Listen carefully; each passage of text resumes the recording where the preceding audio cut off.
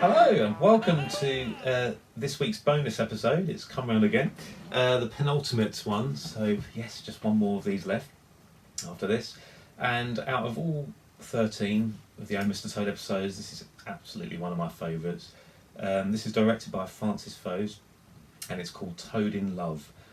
I was aware of this episode for quite some time before I actually saw it, and I was always so intrigued by seeing an episode where Toad is in love.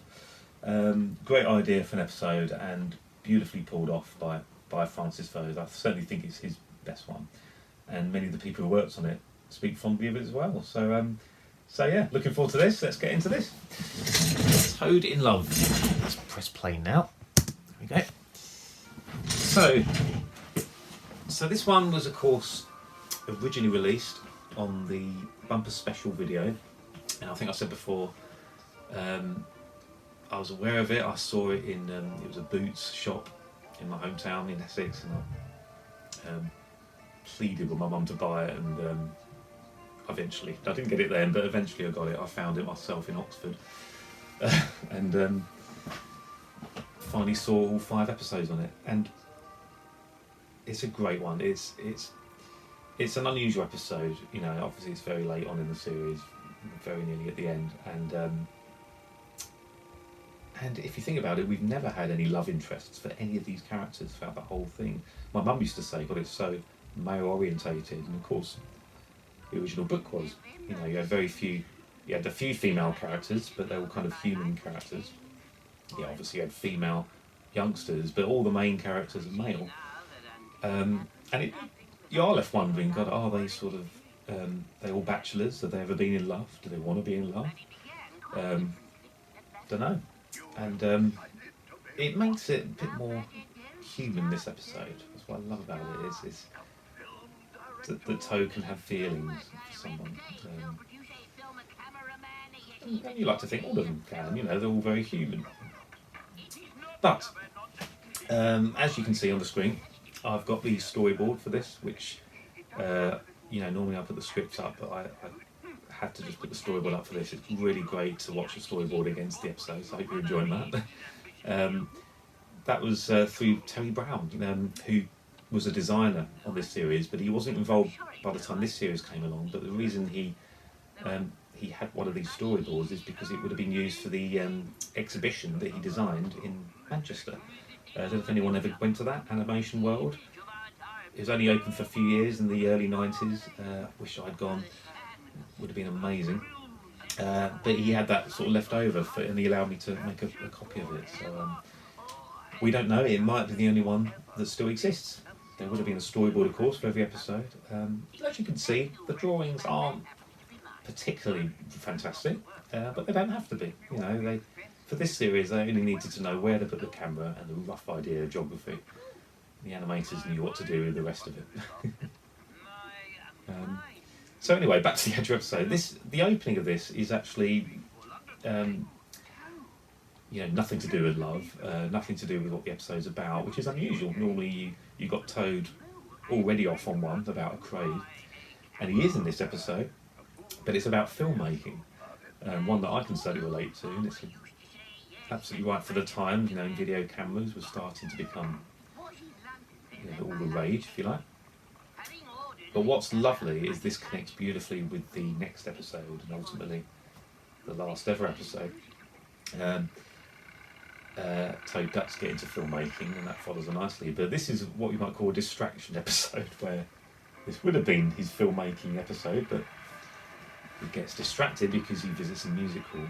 Look how upper class he looks there. And I've forgotten the lady's name. Oh, Sue Quinn, I think her name is. I did look her up once, and she's done lots of singing. Great voice.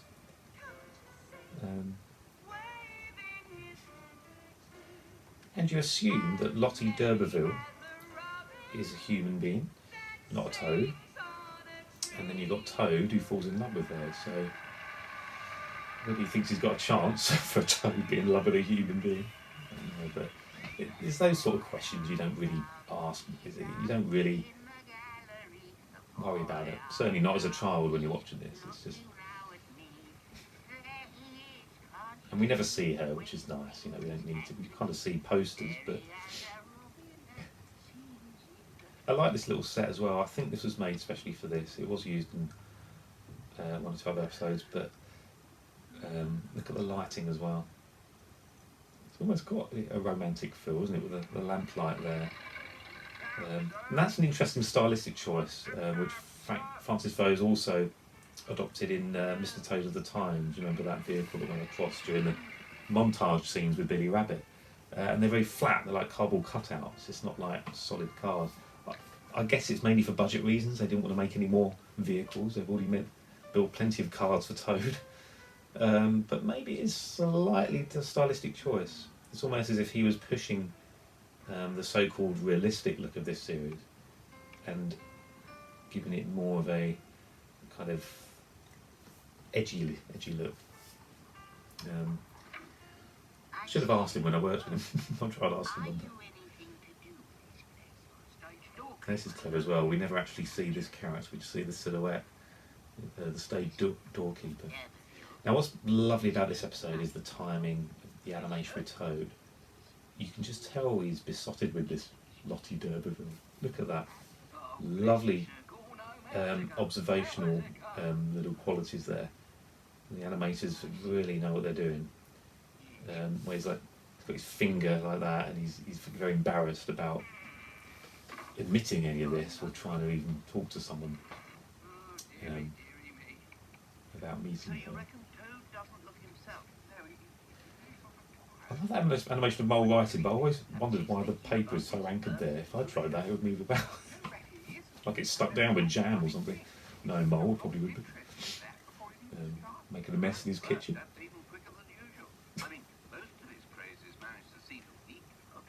So they're basically discussing one of Toad's crazes, and they don't understand why he's lost interest in it. They don't quite know why he's so kind of distant. And that's a lovely shot. I think with the holding the flower there.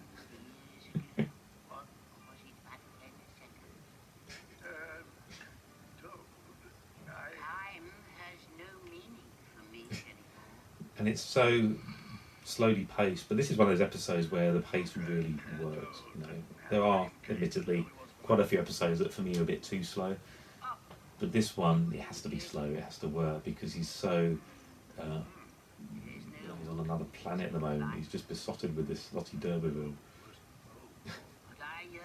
He's not interested in things that he's normally interested in, and he's got all these signs and things. Badger's trying to work out what's going on, but Badger, of course, is perceptive.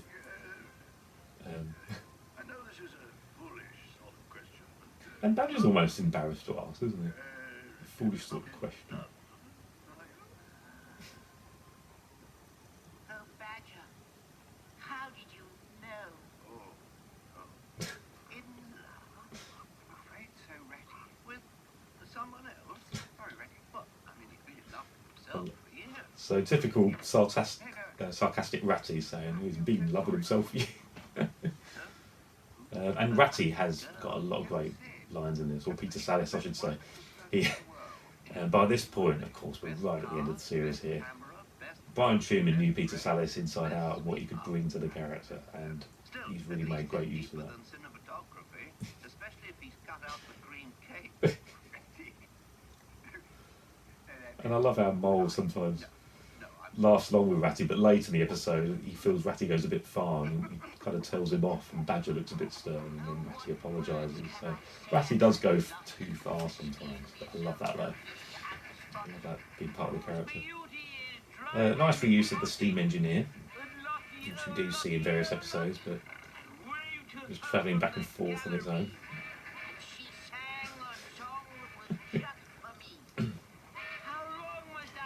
Crossing. See, Toad should not be driving when he's in this state of being in love.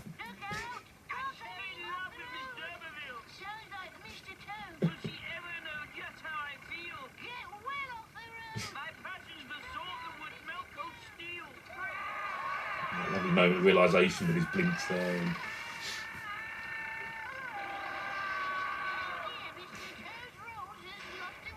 And that line. I don't know why that's funny, it just is. It's Toad. well, we've lost a wheel, but the way it's just rolling off, it's just beautifully done. Lucky to get away with cuts and bruises. Like, a bit unrealistic where the door fell off the car there, just randomly while it's parked outside. Your car's in a far worse state than you are. And then, again, it's one of those episodes where we see a lot of this set, a lovely wide shot then. Now, of course, they did try and do as little wide shots as possible by this point because they do take more time to set up. There's more to animate because it's usually more characters. But Peter Saunders has been actually quoted saying that he felt this became too much of a talking heads show. Whereas in the beginning, when they did the film, they were much more daring, ambitious. Actually, to be fair, they got more daring and ambitious in the first couple of the series, but possibly from series 3 onwards, they started cutting back a little bit. Certainly for series 4 and 5. But thank God we got these wide shots because they are important. We do need to establish things. You don't just want close-ups back and forth.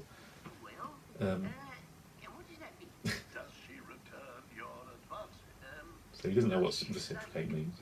To be fair, I don't think I did when I was at the age watching this, I guess. But Toad is an adult, supposedly.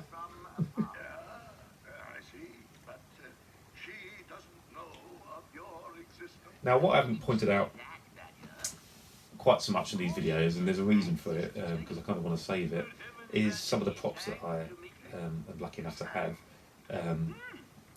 I acquired some props on 2 occasions, one of which was when I had work experience way back, and another time was when I was about to leave Cosgrove Hall and I asked and they let me have a bunch of stuff. Not a lot, it's just a little box of stuff. But the very first prop I was given was when I was in work experience, and it was this step ladder that Toad is now standing on. And this is one of the few episodes where he interacts with it. I think Midsummer Night's Disaster, he's on it, rolling back and forth as well. But the reason I haven't mentioned this is because I want to do some separate videos showcasing them and not draw too much attention to them. But that one is a special one to me. I've had it for years, nearly 20 years now. 20 years this year it'll be, gosh. And I've treasured it, you know. And it's a lovely prop. It's simple. It's just wood carved together, but beautifully. But each step has like a metal strip. So, like then, when Toad walked up it, you could actually magnetise his feet to it, and he would remain secure. So they thought of everything. And you gives you an idea of scale when I see it in the episodes to see how tall Toad is against it.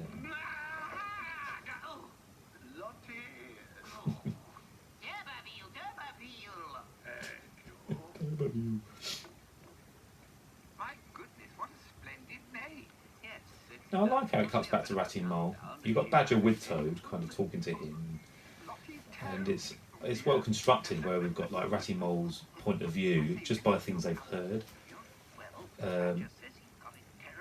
And on one hand you can think, well, they're being unkind to Toad, they're kind of talking behind his back, discussing things, but on the other hand it's because they care about him. They do, and we know that. We know these 4 characters care a lot about each other.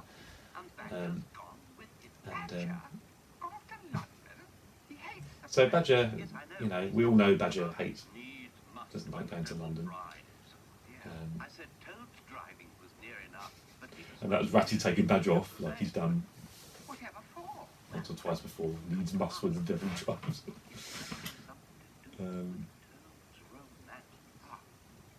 Now I like this cut where Mole says, "Yes, I see," while the screen is blank, and then we pan along and the light comes in. And then we're back to this lovely slow pace again with Toad being in love. It's wonderfully directed, and Francis Foe is a great director, he really is. And now I've said before, he was the one who employed me to begin with at Cosgrove Hall. He gave me my first break, and I remember as a thank you to him, I put a DVD together of all his episodes of Wind and the Willows and did a cover, and he was so blown away by that, and it's just lovely. And this was before they were available on DVD. In fact, they came out not long after that, but there you go. They're all VHS copies.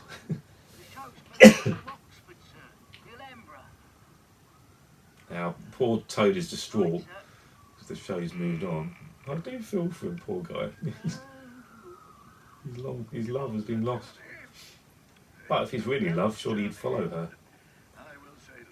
travel that way. It's a long way though. Toad in a frenzy. And this is the last of the scenes of the friends without Toad.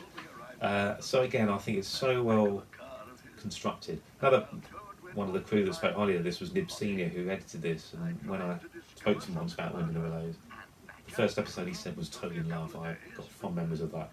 He thought it was just a well-told story. And again, these scenes of Ratty and Mole, back to Toad, Ratty, Mole, and then Toad with Badger, and then you got Badger with Ratty and Mole, sort of discussing it together, and then in the final scene, which comes up next, all of them together, including Toad. Here we go. So they're all there to kind of tell him the things that Badger's found out about her. And Badger, again, it's because they all care about it. Badger's gone out his way to go to London and find out things about her. I discovered some interesting facts about Miss Lottie d'Urberville. Really? To begin with, she is not Lottie d'Urberville. She is Lettuce Pump. This is a great scene, lots of humour. So she's called Lettuce Pumfret. Not quite got the same ring to it, is it? Her real name Toad looks disgusted by that. She's an artiste, not a side salad. Love the animation of him looking side to side, look at a side salad. Batty nearly you despise the woman spilling his wine. No, I don't. because she's a perfectly nice individual. Heavens, Badger, I know that. She's exquisite. She's the pearl of dew on the morning primrose. And a mother of four. And a mother of what? A mother of four. But she Great, typical humour, what? like Toad repeating something what the others said, and then he realises what they've actually said. And Ratty again being sarcastic. Children, I wouldn't be surprised.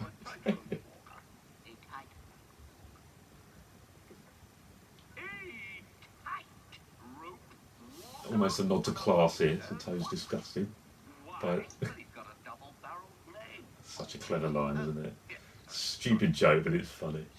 And that's where Mo has a go at Ratty, and you, I didn't notice till much later on that Badger looks very stern there. They curled his eyebrows down to make him look as angry as possible with Ratty.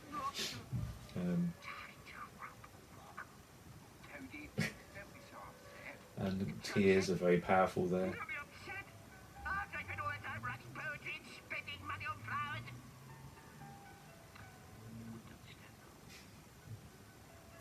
So again, beautifully directed.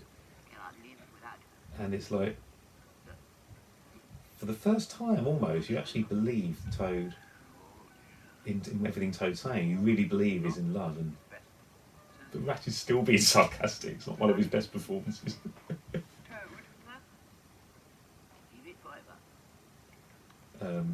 And you do feel him, and you really believe that he's in love. And again, with that music playing, that gentle piano music in the background, well composed with the others there. Badger's almost got his back to him, but that's because he began by facing him, talking to him. Toad was over there, and because of the way Badger remains, it's almost like Badger's quiet. He doesn't know what to think, doesn't know what to say to him.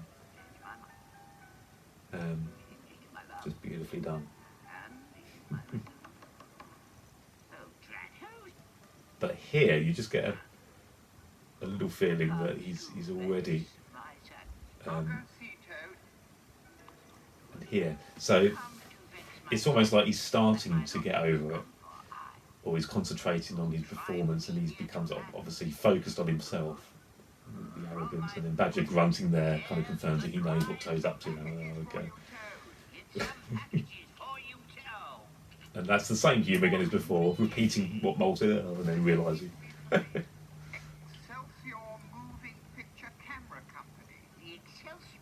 Oh, my camera! And then of course Toad's totally over it now. He's so excited by his camera, so which has to work for the next episode to work. And of course you can't end the episode on a sour note with sadness like that. So we've got all these exciting packages, and this is great. Toad saying she'll get over it tomorrow. I love the way Badger and Ratty join them there. Nice finish. Great ending there. So you've got all this beautifully, slowly paced, kind of romantic, all these, there we go, Sue Quinn. Yeah, all these romantic scenes, and then coupled with the scenes of the others trying to work out how to get Toad through this, and then you've got this very spruced up, energetic ending, back to typical Toad, he's back to his old self, and it's totally resolved. And I love that. And not only is it resolved, it opens up the door for the next episode, which of course is a wonderful one. And that will be it. In 4 weeks' time, we will do Toad Filmmaker, the very last episode of Series 5. And we haven't got many of the regular ones yet, so we are getting there now. Whew, it's been quite a journey. We are getting there. So thanks for sticking with me, everyone who's watching, and those who I've had some new subscribers as well. Thank you so much. And keep the comments coming. I know I've been really slow with getting back to people. I do apologise. I want to get better at that, and I'm going to do more videos, like I say, connected with this once these reviews are done. Looking at all sorts of other facets to do with Wind in the Willows, and certainly with the book I'm hoping to write. So I'll be revealing a lot more about that. Once we get through these, we'll be done by the time we get into March. So there we go. So thanks for watching. Toad in Love. So yeah, join me in 4 weeks for Toad Filmmaker. But of course, hope you're keeping up with the regular episodes as well. Winter Sports I did today, and the Rescue will be next week. Okay, thanks a lot then, all the best, and I'll soon, can't speak, shall see you soon. Cheers there. Intelligent Mr. Toad, encouraging Mr. Toad.